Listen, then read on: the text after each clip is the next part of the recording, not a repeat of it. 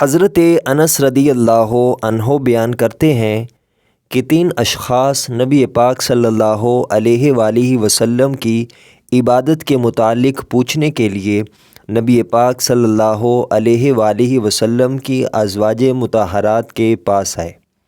جب انہیں اس کے متعلق بتایا گیا تو گویا انہوں نے اسے کم محسوس کیا، چنانچہ انہوں نے کہا، ہماری نبی پاک صلی اللہ علیہ وآلہ وسلم سے کیا نسبت، اللہ نے تو ان کی اگلی پچھلی تمام خطائیں معاف فرما دی ہیں۔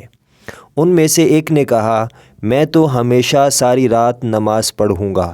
دوسرے نے کہا، میں دن کے وقت ہمیشہ روزہ رکھوں گا اور افطار نہیں کروں گا۔ اور تیسرے نے کہا، میں عورتوں سے اجتناب کروں گا اور میں کبھی شادی نہیں کروں گا۔ نبی پاک صلی اللہ علیہ وآلہ وسلم ان کے پاس آئے اور پوچھا، تم وہ لوگ ہو جنہوں نے اس طرح کہا ہے؟ اللہ کی قسم، میں تم سے زیادہ اللہ سے ڈرتا ہوں اور تم سے زیادہ تقوی رکھتا ہوں، لیکن میں روزہ بھی رکھتا ہوں اور افطار بھی کرتا ہوں، رات کو نماز پڑھتا ہوں اور سوتا بھی ہوں، اور میں عورتوں سے شادی بھی کرتا ہوں۔ پس جو شخص میری سنت سے اعراض کرے وہ مجھ سے نہیں۔ مشکوٰۃ المصابیح حدیث نمبر 145۔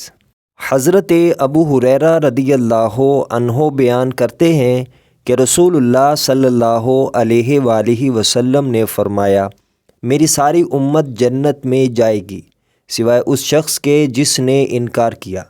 عرض کیا گیا، کس نے انکار کیا؟